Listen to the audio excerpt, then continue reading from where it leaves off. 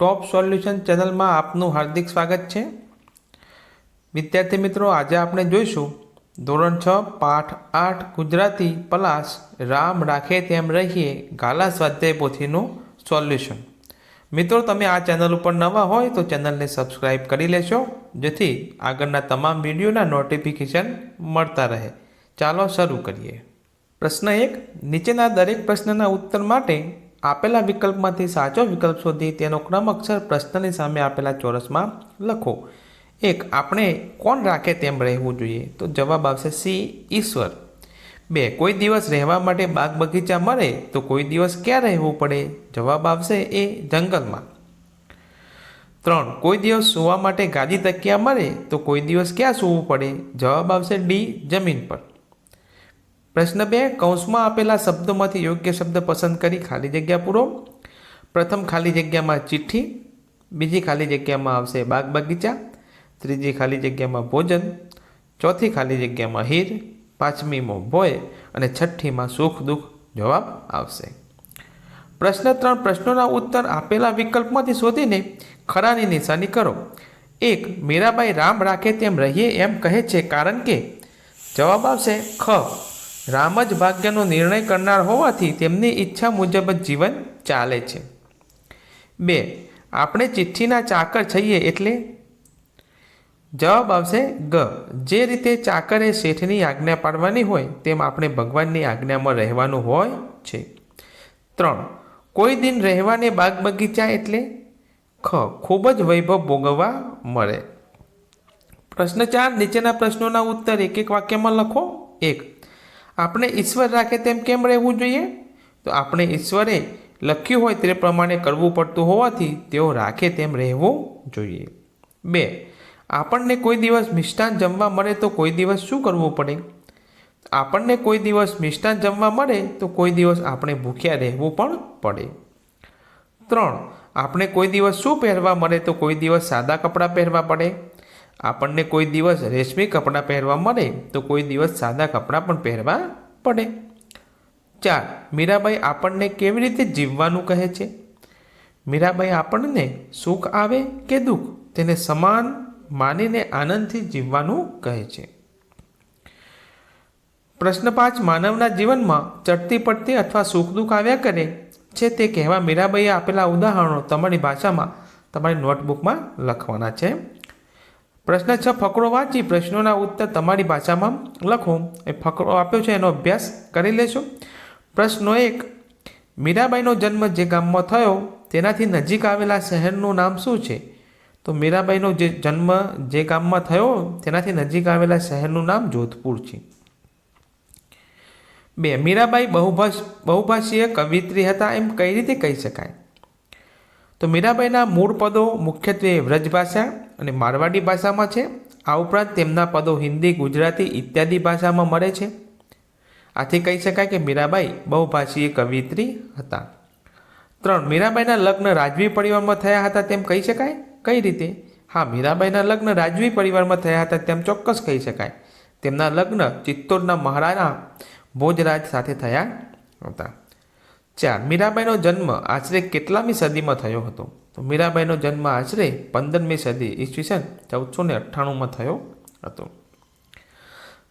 પ્રશ્ન 7, આ એકમમાં તમે શિરોપુરી, બાગ બગીચા જેવા શબ્દો જોયા છે તે મુજબ સાથે બોલીને વિશિષ્ટ અર્થ બનતો હોય તેવા શબ્દોના જોડકા બનાવીને લખો।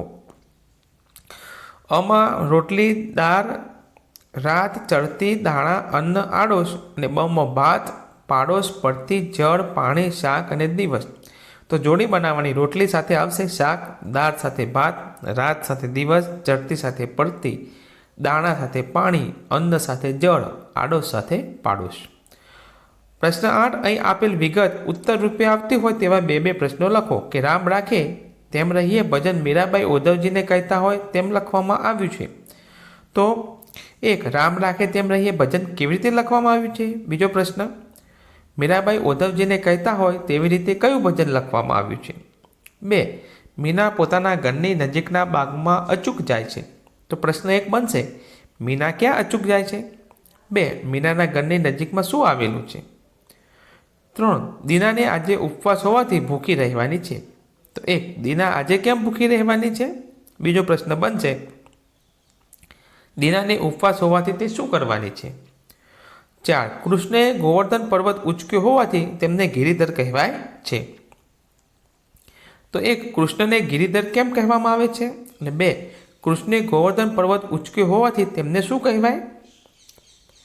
પ્રશ્ન 8. નીચેના વાક્યોમાં લીટી કરેલા પદના સ્થાને કૌંસમાંથી તેના જેવા અર્થવાળો શબ્દ પ્રયોજી વાક્ય ફરીથી લખો. 1. કેટલાક માણસોને હીરના ચીર પહેરવા મળે છે. તો હીરના એની જગ્યાએ કૌંસમાંથી શબ્દ આવશે રેશમના. વાક્ય થશે કેટલાક માણસોને રેશમના ચીર પહેરવા મળે છે. 2. કેટલાક લોકોને ભોજનમાં શીરો ને પૂરી જ ગમે છે. તો વાક્ય કેટલાક લોકોને ભોજનમાં મિષ્ટાન જ ગમે છે. 3. કેટલાક પોતાના મહેલમાં રહેતા હોય છે. વાક્ય કેટલાક પોતાના પ્રાસાદમાં રહેતા હોય છે. 4. તકિયાને અઢેલીને બેસવાની મજા પડે, એટલે કે તકિયાને ટેકો લઈને બેસવાની મજા. 10. આપેલા શબ્દોનો ઉપયોગ કરી વાક્યો બનાવો. અહીંયા 2 શબ્દો આપ્યા છે. 1. જીવનમાં તડકી છાયડી. વાક્ય તડકી છાયડી જીવનમાં આવ્યા કરે. બીજું કાયમ અને રાત દિવસ શબ્દનો ઉપયોગ કરશું. વાક્ય રાત દિવસ કાયમ જીવનમાં પ્રભુનું નામ સ્મરણ કરવું. વર્ષો વર્ષ અને સુકાળ દુકાળ. સુકાળ દુકાળનું ચક્ર વર્ષો વર્ષ ચાલ્યા કરવાનું જ. 4. ઘડી ઘડી ટાઢ તડકો. વાક્ય ટાઢ તડકો ઘડી ઘડી વારા ફરતી બદલાયા કરે છે. 5. જીવનનો માર્ગ ખાડા ટેકડા. વાક્ય જીવનનો માર્ગ હંમેશા ખાડા ટેકડા વાળો હોય છે. પ્રશ્ન 11. ઉદાહરણ મુજબ શબ્દોના અર્થ લખો અને વાક્ય પ્રયોગ કરો. ઉદાહરણ છે સુગંધ તો સારી વાસ અને દુર્ગંધ તો ખરાબ વાસ. વાક્ય થશે ગુલછડીના ફૂલોની સુગંધથી બગીચો મધમધ થઈ રહ્યો છે અને ગટર ઉભરાઈ અને આખા ફળિયામાં દુર્ગંધ ફેલાઈ. એ જ રીતે સજ્જન તો એનો મતલબ થશે ખાનદાન કે સદાચારી માણસ અને દુર્જન તો ખરાબ માણસ. વાક્ય થશે સજ્જન ક્યારેય કોઈનું અહિત કરતો નથી. બીજું વાક્ય દુર્જન હંમેશા બીજાનું અહિત કરવાના વિચારોમાં હોય છે.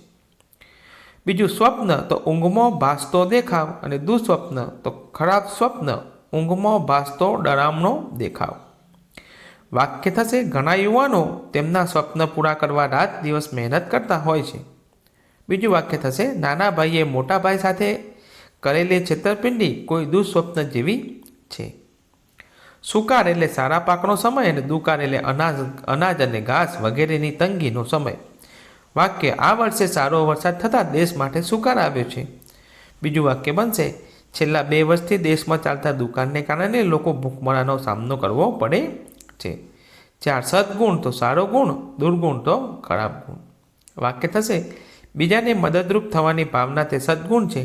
વાક્ય મારા ભાઈમાં એક જ દુર્ગુણ છે, તે વાતે વાતે ગુસ્સે થઈ જાય છે. 5. સબળ તો બળવાન, દુર્બળ તો કમજોર અને દુબળું. વાક્ય મારો પિતરાઈ ભાઈ નિયમિત કસરતને કારણે સબળ છે. અને વાક્ય બીજું થશે મારા દાદીમાં બીમારીને કારણે ઘણા દુર્બળ થઈ ગયા છે. પ્રશ્ન 12. પહેરવું ઉપરથી પહેરવા શબ્દ બન્યો છે એ ધ્યાનમાં લઈ વા પ્રત્યય લગાડીને નીચેના દર્શાવેલા ક્રિયાવાચક શબ્દોને બદલીને ફરીથી લખો. તો લખવું તો લખવા, સૂવું તો સૂવા, ઓઢવું તો ઓઢવા, જવું તો જવા, બોલવું તો બોલવા, દોડવું તો દોડવા, જોવું તો જોવા, ગાવું તો ગાવા અને તરવું તો તરવા. પ્રશ્ન 13. નીચેના શબ્દોની જોડણી સુધારીને લખો. અહીં જોડણી સુધારી છે મિત્રો, જોઈ લેશો. પ્રશ્ન 14. નીચેના શબ્દોના 2 સમાનાર્થી શબ્દ લખો. એક જંગલ, અરણ્ય તો વન, ચીર તો વસ્ત્ર અને કપડું, ભોય તો જમીન અને ભૂમિ, સર્વે તો બધા અને સકળ. નીચેના વર્ણ સામ્ય ધરાવતા શબ્દોના અર્થ લખો. એટલે કે દિન તો દિવસ અને દિન દીર્ઘઈવાળું તો ગરીબ, ચીર તો વસ્ત્ર, ચીર રસવઈવાળું તો લાંબુ અને સમય માટે, લાંબા સમય માટે, પૂરી તો નગરી અને પૂરી તો તરેલી વાનગી. પ્રશ્ન 16. નીચેના શબ્દ સમૂહ માટે એક શબ્દ લખો. ગિરીને ધારણ કરનાર ગિરિધર કહેવામાં આવે તેમ ચૂપચાપ અમલ કરનાર ચાકર. નીચેના શબ્દોને શબ્દકોશના ક્રમમાં લખો. પહેલાં આવશે ગાદી, ચાકર, ચિઠ્ઠી, તકિયો, દિન અને પ્રભુ. પ્રવૃત્તિઓ જોઈ લઈએ. અહીંયા બે શબ્દોનો ઉપયોગ કરી અને વાક્ય પંક્તિ બનાવવાની છે. પહેલું છે કોટ ને પાટલું ધોતી, તો કો દિન પહેરવા કોટ ને પાટલું, તો કો દિન ધોતીની મોજ માણીએ. બીજું છે ફૂલોની સેજ અને કાંટા, કો દિન માણવા ફૂલોની સેજ, કો દિન ચાલવા કાંટાની કેડી જ.